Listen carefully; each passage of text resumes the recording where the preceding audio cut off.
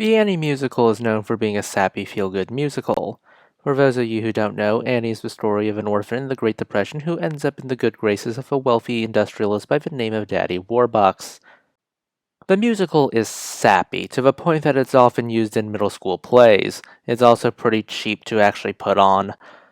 No wonder it received multiple adaptations.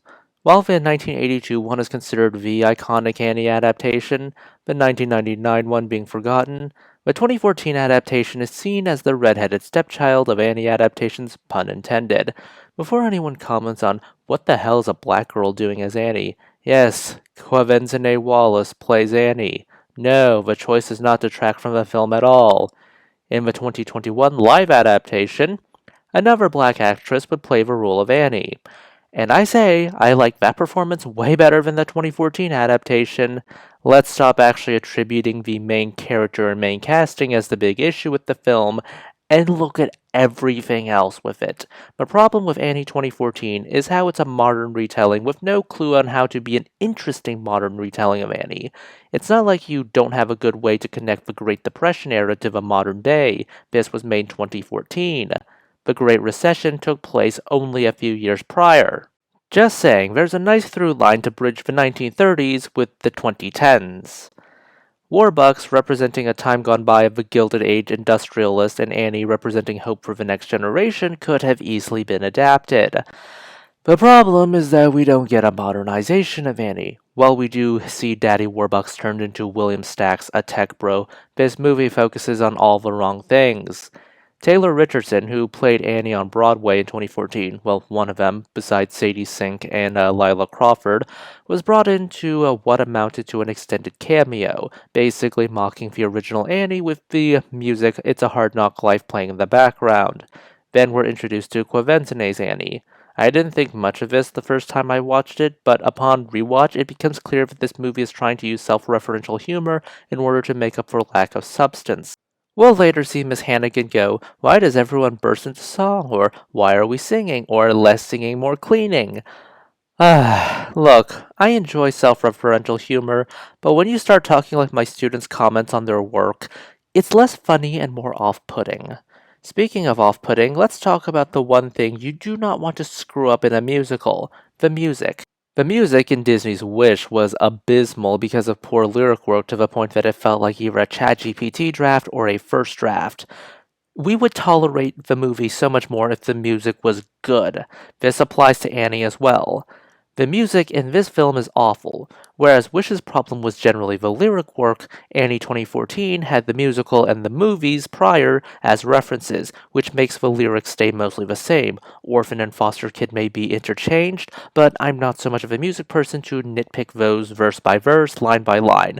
What I will complain about is how overproduced the score is. One of the songs, Maybe, is supposed to be this longing ballad. I'm not sure what it's actually called. Something you want slow, steady, with a lack of too many instrumentations or too much choreography in order to focus on the singer. To make the comparison to Annie 2021, this focus is on Annie, not the instrumentation, and while she does ham up her performance, after all, it is a stage musical after all, you want to be a bit more subtle when doing Maybe for a film adaptation.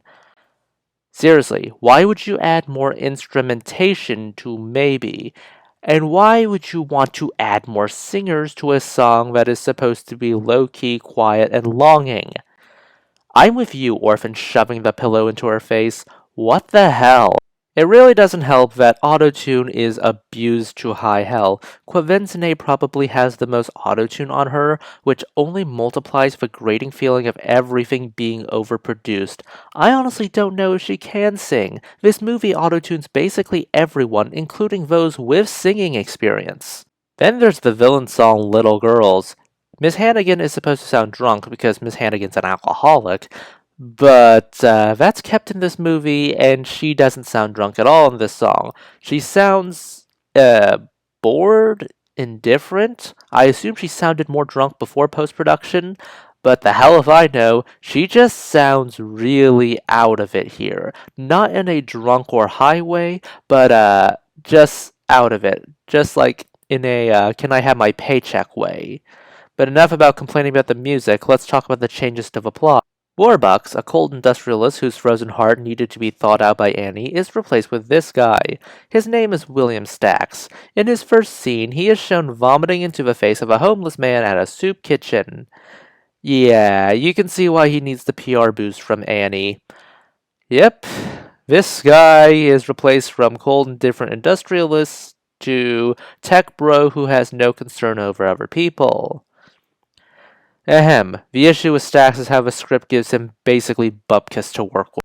You really think by chucking out all the servants that you would have Grace and Stacks take over to show off their bond with Annie. That would be the focus. I mean, if Mulan and Co. can become warriors in a song montage, why not develop a relationship between the three within this song montage? I think I'm gonna like it here. But no, they don't do that. Instead, we get the servants, thus our human element replaced with machinery. And Grace. But no, they live in a smart house which sort of does whatever the person wants. This song focuses so much on the stuff in Will Stack's home that it forgoes the human element. Hell, I wouldn't mind this if the stuff was used to characterize people, because that's honestly a trope in media that comes in handy whenever you need to characterize someone. This is Annie's room. It's cold, it's generic, it describes this movie. You think this would be better off being a 5-star hotel than a child's bedroom. It also doesn't help that the adaptations of Annie prior to this movie and afterwards tend to focus on how Annie walks in believing that she'll be treated like a servant, just like at Miss Hannigan's foster home, only for the servants to actually serve her. It's a nice culture shock for Annie. Too bad this movie doesn't try that. What we get is Annie enamored by all this stuff, which makes her come off more vapid and shallow. I don't think she offers to scrub the entrance, which only seeks to de-emphasize the culture shock and emphasize the materialism of all this. Annie also can't read a teleprompter, not because she's nearsighted, but because she can't read at all. This is something made completely new for the movie. Ripe example for social commentary on how the school system will allow anyone to pass just because numbers go up makes the school look good. No, it opts to just blame Annie for her personal illiteracy. She says, well, I'm good at hiding it. Really, you only need to change one line of dialogue to read, teachers don't care if you can't read, they'll pass you anyways. Honestly, just one line and this would make this somewhat meaningful social commentary. While Stacks hires a tutor for Annie, not sure why we can't get character interactions between her and Stacks, but Guy, Stacks' campaign manager, conspires with Hannigan to find parents for Annie so that they can make off with some kind of money. This is stupid.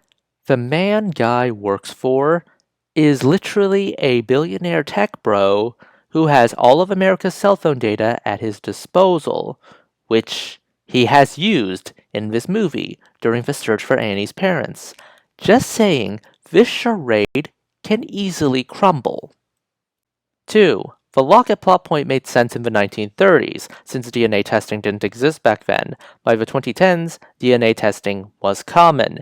You should have just swapped cheeks or just drawn blood or something to get the DNA out of them, and then this scheme would fall apart. 3. In this adaptation, Annie is a social media star. While that is part of the whole vapid materialism bit of this movie, this also throws in some wrenches into the plot, mainly that some tabloid or mainstream news site would likely report that there is a possible scandal of these guys trying to be Annie's parents. Wouldn't one of her fans at least find out that this scam exists with Annie's name attached to it? Not to mention, the whole idea of Guy just simply dumping Annie back into the foster care system would highlight some issues with this whole plan. Red flags, she still needs to go to school, she still needs to graduate. Why did anyone not think about this? This movie is awful. You fundamentally fail as a musical when your music sounds awful. It sounds unpleasant because the score itself is overproduced. It sounds unpleasant because the actors are auto-tuned to high hell. It tries to use self-referential humor to cover up how it lacks any other clever writing or substance. The subplot about Annie being illiterate is at best a footnote. The casting is questionable, but I don't know whether that's a script problem or a character problem. The relationships between the characters is de-emphasized to the point that it makes Annie come off as a vapid clout chaser. The third act falls apart when you realize DNA testing exists. This movie spends so much time going on about how it's the modernization of Annie, on how Annie corrects people by saying foster kid when they call her an orphan, that it forgot that modernization does affect the plot in some way. Social media, DNA testing, failure to actually modernize these plot points rather than just differ on what you originally were given. This movie tries so hard to be hip and modern and show off on how it's so modern that it forgot the plot of its own movie. That's it for this video. Please consider liking, subscribing, tipping the channel on Ko-fi. This is Cyril signing off.